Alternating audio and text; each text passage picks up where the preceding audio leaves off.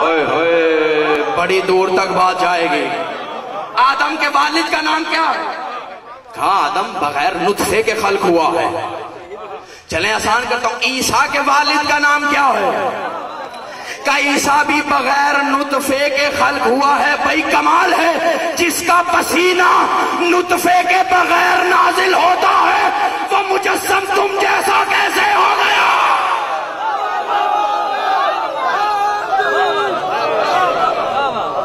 مصطفیٰ تکبیر، نعرہ رسالت، نعرہ حیدری. جس کے پسینے کا قطرہ نطفے کی نجاست سے دور ہے وہ مجسم مصطفیٰ تمہارے اور میرے جیسا کیسے ہو گئے؟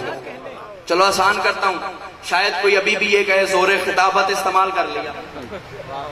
ہمارے یہاں یہ بیماری ہے، جب کسی بات کا جواب نہیں ملتا تو آئیں بائیں شائیں شروع ہو جاتی. میں قرآن سے دلیل دیتا ہوں. یوسف ہے مصطفیٰ کے پسینے کا ایک قطرہ، ہے یا نہیں؟ اب سورہ یوسف میں صاحبان تفاسیر نے تفسیر کرتے ہوئے لکھا کہ عزیز مصر کے محل میں ایک محفل منعقد ہوئی، عورتوں کو بٹھایا گیا، ہاتھوں میں ایک چھری اور نارنگی کو تھمایا گیا، مصطفیٰ کے پسینے کے ایک قطرے کو گزارا گیا. ہائے ہائے سلامت رہو. اب میں دیکھتا ہوں محمد رسول اللہ پر کس کا کتنا ایمان ہے. مصطفیٰ کے پسینے کے ایک قطرے کو گزارا گیا، ادھر پسینے کا قطرہ گزر گیا، چھریاں چل گئیں، انگلیاں کٹ گئیں، محسوس بھی نہ ہوا.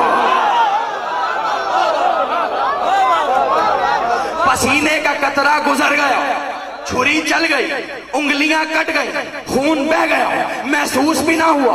اور خدا نے ان کافر عورتوں کا کلام قرآن میں آیت بنا کر اتارا کہ انہوں نے کہا ہاشا للہ ما ھذا بشر، اللہ کی قسم یہ تو بشر لگتا ہی نہیں ہے.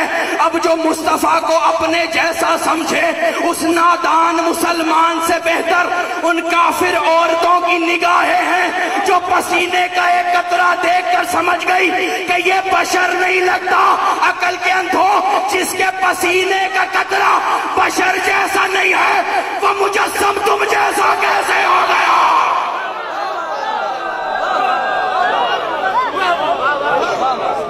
جس کے پسینے، نعرہ رسالت، نعرہ حیدری. سمجھ آ رہی ہے نا بات؟ بات وہ ہے جو دلیل سے ہو. مصطفیٰ ہم جیسا ہے ہی نہیں.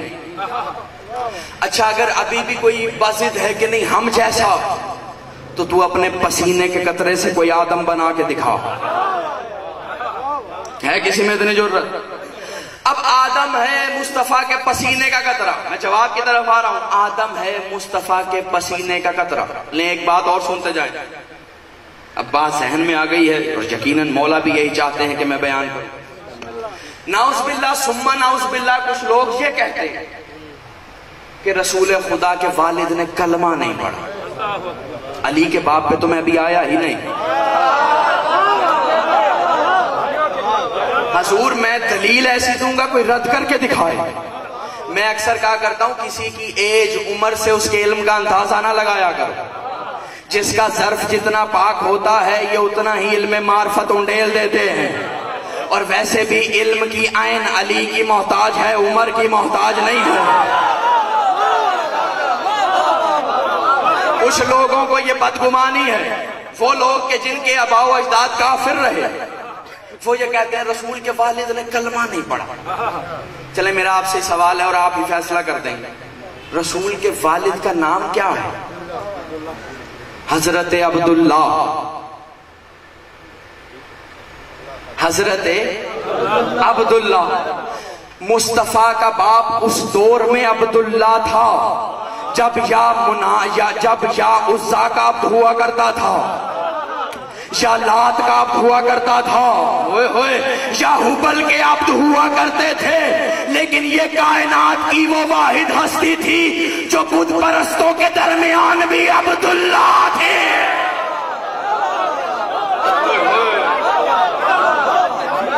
جملہ تو میں اب کہوں گا.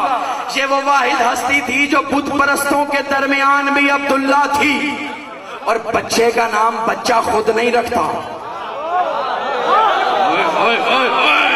بچے کا نام بچہ خود نہیں رکھتا، بچے کا نام اس کے ماں باپ، فیملی والے، خاندان والے رکھتے ہیں۔ اس کا مطلب کہ عبداللہ کا نام اس بات پر دلالت کرتا ہے کہ بت پرستوں کے میدان میں صرف عبداللہ ہی عبداللہ نہیں تھا، مصطفیٰ کا پورا خاندان عبداللہ تھا۔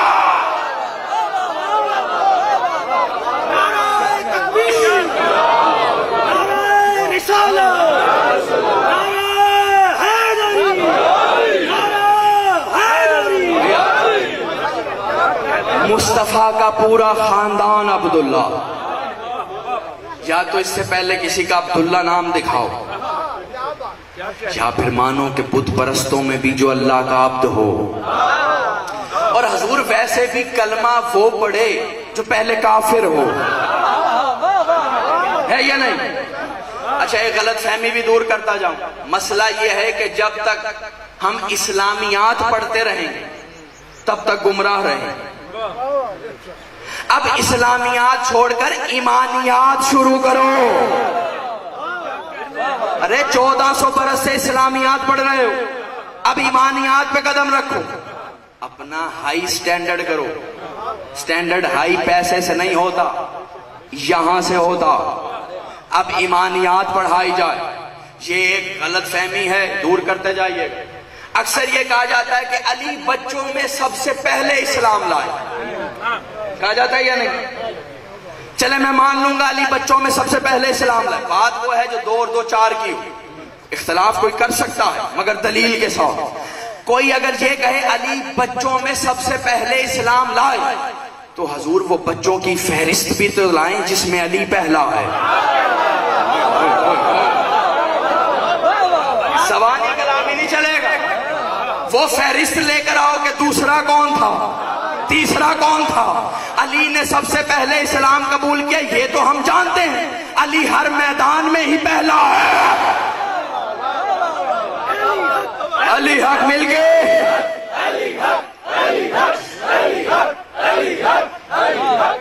ضرورت ہے کہ ہمارے منبر سے مصطفیٰ پڑھا جائے۔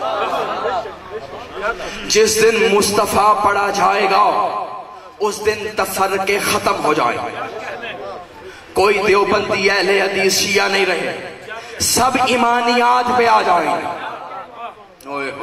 جس دن مصطفیٰ پڑھا جائے گا اس دن بتایا جائے گا مصطفیٰ کے بابا کی شان کیا ہے۔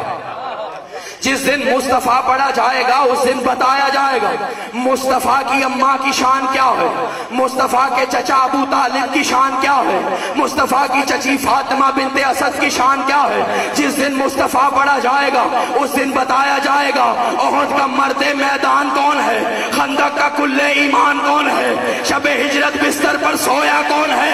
آسان کرتا ہوں، جس دن مصطفیٰ پڑھا جائے گا اس دن بتایا جائے گا میدان کا فرار کون ہے، میدان میں کرار کون ہے۔ جملہ تمہاری سماعتوں کی نظر، جس دن مصطفیٰ پڑھا جائے گا اس دن بتایا جائے گا مصطفیٰ نے بلایا کسے تھا اور محفل سے اٹھایا کسے تھا۔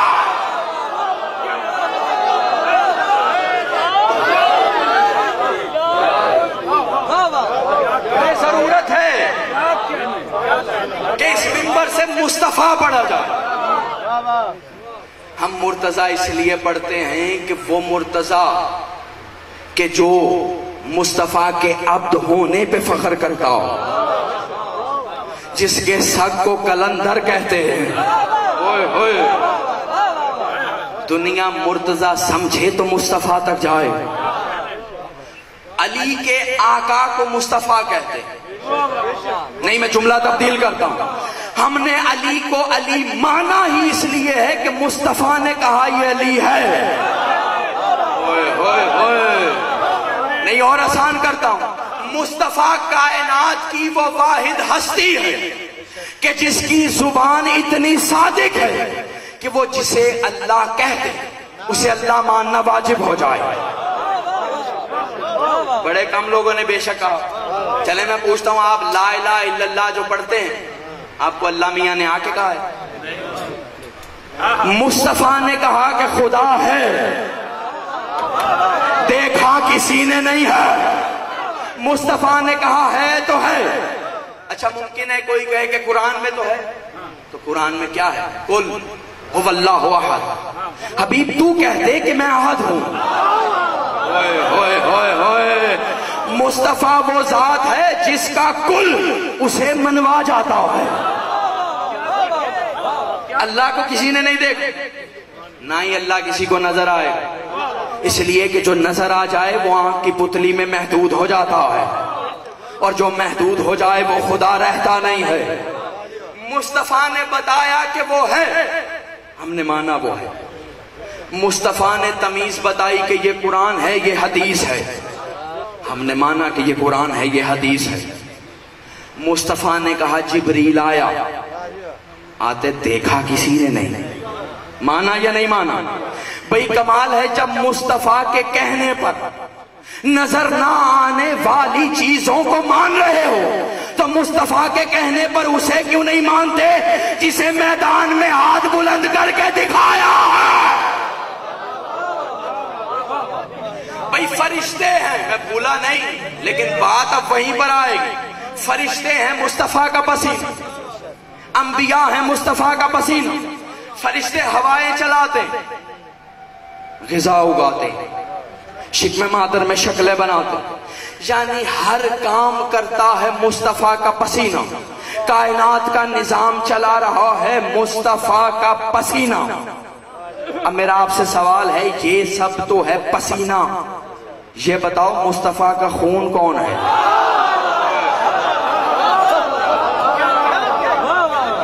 یہ بتاؤ مصطفیٰ کا خون کون ہے؟ اگر کسی کو بتاتے ہوئے شرم آتی ہو یا شجروں کی نجاست روک دیتی ہو تو میں بتاتا ہوں، علی ہے مصطفیٰ کا خون، فاطمہ ہے مصطفیٰ کا خون، حسنین ہے مصطفیٰ کا خون۔ عقل کے اندھو، جب تم مصطفیٰ کے پسینے کی برابری نہیں کر سکتے تو مصطفیٰ کے خون کی برابری کیسے کرو گے؟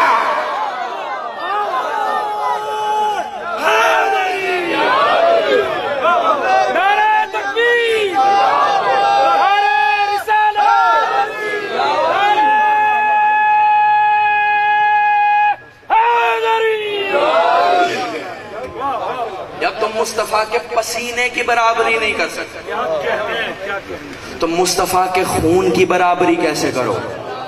آخری جملہ سنیں، آج تک آپ نے کبھی کسی کو یہ کہتے سنا حضرت آدم؟ انشاءاللہ پھر کبھی صحیح، کبھی کسی نے کہا حضرت عیسیٰ رضی اللہ تعالیٰ عنہ؟ جب بھی کہا یہی کہا حضرت آدم علیہ السلام، حضرت عیسیٰ علیہ السلام۔ اب دنیا سوچے جس کا پسینہ علیہ السلام ہے،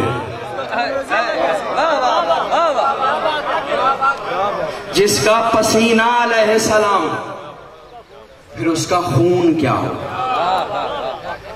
یاد رکھیے گا، پسینہ ضرورت زندگی نہیں، خون ضرورت زندگی ہے۔ سوائے محمد مصطفیٰ، اس لیے کہ وہ سب پسینہ، علی خون ہے۔ رسول نے کسی نبی کے لیے نہیں کہا لحموں کا لحمی، جسموں کا جسمی، نفسوں کا نفسی، روحوں کا روحی، دموں کا دمی۔ علی کے لیے کہا یا علی تیرا جسم میرا جسم ہے، یا علی تیرا خون میرا خون۔ علی خون ہے، سیدہ خون ہے، حسنین خون ہے۔ جب دنیا پسینے کی معرفت حاصل کر لے گی پھر شاید سمجھ آئے کہ یہ خون کیا، اور جو دنیا میں ایسے بے معرفت گزرے کہ انہوں نے مصطفیٰ کے خون کو کبھی مسجد میں بہا دیا ہو، کبھی دروازے کے نیچے دبا کے بہا دیا ہو، کبھی زہر دے کر کلیجے کے ٹکڑے کروا دیے، کبھی مصطفیٰ کا خون کربلا میں ذبح کروا دیا۔ آج آپ سب ایک بیٹے کو پرسا دینے آئے، ایسے ہی میں آپ سے پوچھوں، یقیناً آپ میں بہت سے لوگ سویم پہ بھی آئے ہیں، جنازے پہ بھی آئے ہیں، تو میں پوچھوں اگر کہ سویم پہ آ گئے تھے تو کیا ضرورت تھی اب آنے؟ یقیناً یہی جواب ملے گا حضور رسم دنیا ہے. اگر کسی کے ہاں کوئی مر جائے تو اسے پرسہ دینے جایا جاتا. میں کہوں گا ثقلین شاہ جی بڑے خوش قسمت ہیں آپ کہ آپ کے گھر سے ایک جنازہ نکلا اور پرسہ دینے اتنے لوگ آئے. رونا یہی ہے کہ وہ گھرانہ کہ جس کے گھر سے جنازے بھی 72 نکلے اور پرسہ دینے بھی کوئی نہ. جوان بیٹا ہے، باپ کے جنازے کو کندھا بھی دیا، جوان خون. خدا کی قسم جب میں نے مقتل میں یہ روایت پڑھی تھی میں کئی دن روتا رہا. سید سجاد ہاتھوں میں بیڑیاں، ہتھکڑیاں، پاؤں میں بیڑیاں، کمر میں لنگر، گردن میں توق. کسی نے پوچھا سید سجاد جب مدینہ آ گئے کہ یہ تو بتائیے کیا کوفے میں کوئی وقت ایسا آیا کہ جب آپ بلک بلک کے روئے؟ مولا نے رو کے فرمایا ہاں ایک وقت ایسا تھا کہ جب میں بلک بلک کے رویا، تڑپ تڑپ کے رویا. کہ مولا وہ وقت کون سا تھا؟ کہ نیزوں پر شہداء کے سر تھے کہ ایک جوان تلوار چلاتا ہوا آیا، اس نے حبیب ابن مظاہر کے قاتل کو قتل کیا اور سر نیچے اتار کے کہا جس کے جوان زندہ ہوں ان کا سر نیزے پر بلند نہیں کیا جاتا، جس کا جوان بیٹا زندہ ہو اس کے باپ کا سر نیزے پر بلند نہیں کیا جاتا. سید سجاد کہتے اتنا سننا تھا کہ میں تڑپا، بابا کے سر کی طرف دیکھ کے کہا بابا سجاد کو معاف کر دینا. نہ غسل دے سکا، نہ کفن پہنا سکا، نہ غسل دے سکا، نہ کفن پہنا. ایک روایت اور آپ کی زحمتیں تمام. دیکھیں جب آپ فضائل میں داد دیتے ہیں نا تو ذاکر کا دل بڑھتا، لیکن وہ جو ٹوٹی پسلیوں والی مدینے سے آتی ہے وہ داد لینے نہیں آتی، وہ آنسو لینے آتی. میں نے مقتل کی روایات میں یہاں تک پڑھا ہے کہ جب کوئی مومن یا مومنہ مر جاتا اور اس کی فرش غم کی محفل بچھائی جاتی تو کوئی آئے یا نہ آئے حسین کی ماں ضرور آتی. سنو گے کس حال میں آتی ہے؟ ایک ہاتھ ٹوٹی ہوئی پسلیوں پہ ہوتا، ایک ہاتھ میں رومال ہوتا اور یہی کہتی ہوئی آتی ہے تمہیں پرسا میرے لال کو رونے والا مر گئے، تمہیں پرسا میرے لال کا ماتم کرنے والا مر گئے. بس ایک روایت اور آپ کی زحمتیں تمام. مختار قاتلان حسین کا بدلہ لے رہے تھے کہ اتنے میں شور ہوا کہ زجر ابن قیس ملون پکڑا گیا. اس ملون کو لایا گیا. مختار نے کہا بتا تو نے کربلا میں کیا کیا ظلم کی؟ کہا مختار میں نے کربلا میں 72 ظلم کی. کہا سنا تو نے کیا کیا ظلم کیا؟ کہا مختار بہتر ہے کہ نہ سنا، مجھے ڈر ہے کہ تم چاہنے والے ہو تم میں سے کوئی مر نہ جائے. مختار نے تڑپ کے کہا ظالم سناتے ہوئے ہمارا اتنا خیال ہے، ظلم کرتے ہوئے زہرا کے لال کا تجھے کوئی خیال نہ آئے؟ ہمارا اتنا خیال. کہا دیکھ تجھے سنانا تو پڑے. زجر ابن قیس ملون نے کہا مختار اگر ضد ہے تو سنو، میں نے کربلا میں 3 موقعوں پر 3 پتھر چلائے، 3 موقعوں پر 3 پتھر چلائے.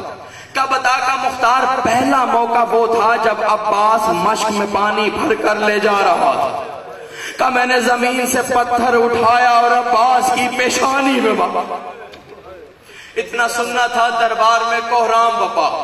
کا دوسرا موقع سنا. کہا مختار بہتر ہے کہ نہ سنا. کہا نہیں تجھے سنانا پڑے گا. کہا مختار دوسرا موقع وہ تھا کہ جب زہرا کا جانی پشت فرس پر تھا، کوئی تیر مار رہا تھا، کوئی تلواروں کے وار کر رہا تھا، کوئی نیزے چلا رہا تھا. توجہ میری طرف رکھنا، کوئی نیزے چلا رہا تھا. کہا زہرا کے جانی کے جسم سے خون کے فوارے نکل رہے تھے. حسین کے جسم پر کوئی جگہ ایسی نہ تھی کہ جو زخم سے خالی رہ گئی ہو، لیکن میرے پاس نہ تیر تھا، نہ تلوار تھی، نہ خنجر تھا. میں نے زمین سے ایک پتھر اٹھایا، حسین کے لبوں کا نشانہ باندھا. میں نے وہ پتھر حسین کے ہونٹوں پہ مارا. ادھر حسین کے ہونٹوں پہ لگنا تھا، ہونٹ پھٹے.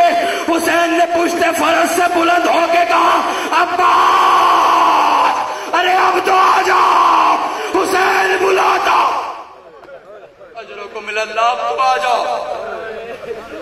حسین بلا۔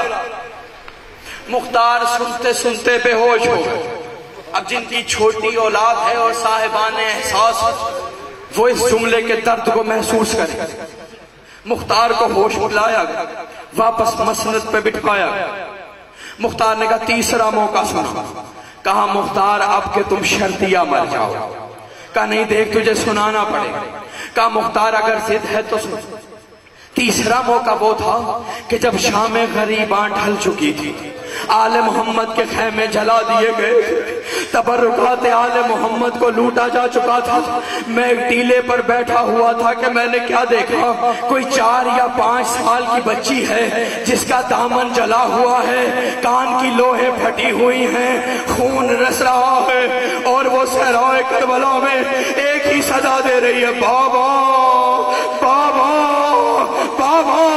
کہ میں نے دیکھا وہ بچی چلتے چلتے اس صندوق کے پاس آئی جس میں حسین کا کٹا ہوا سر تھا۔ اس نے کہا بابا جب سے گئے ہو سکینہ کو دوبارہ ملنے نہیں آئے، بابا تمہیں تمہاری لاڈلی ملنے آئی ہے، بابا سکینہ کو ایک دفعہ زیارت کروا دو۔ کہ میں دیکھ رہا تھا قفل صندوق کھلا، سر حسین بلند ہوا، سکینہ زمین پر بیٹھی، سر حسین نے سکینہ کا طواف شروع کیا۔ ابھی 2 ہی چکر ہوئے تھے۔ سکینہ نے کہا بابا شمر نے بہت زور کے تماچے مارے، اب سکینہ سے گردن موڑی نہیں جاتی۔ بس سر حسین سکینہ کی گود میں آیا، سکینہ نے رخساروں پہ رخساروں کو رکھا۔ کہا بابا تیرے بعد چادریں لوٹ لی گئی، بابا تیرے بعد ہمیں تماچے لگے، بابا تیرے بعد سیدزادیوں کو پامال کر دیا گیا۔ کہ اتنے میں وہ بچی اٹھی، باپ کو سینے سے لگایا، خیمے کی طرف جانے لگی۔ میں نے زمین سے پتھر اٹھایا، سکینہ کے پشت سر پہ مارا، بس پتھر کا لگنا تھا، سکینہ منہ کے بل زمین میں گری، سر حسین دور گرا۔ سکینہ اٹھی، باپ کے سر کو سینے سے لگایا، کہ بابا معاف کر دینا، میں سنبھال۔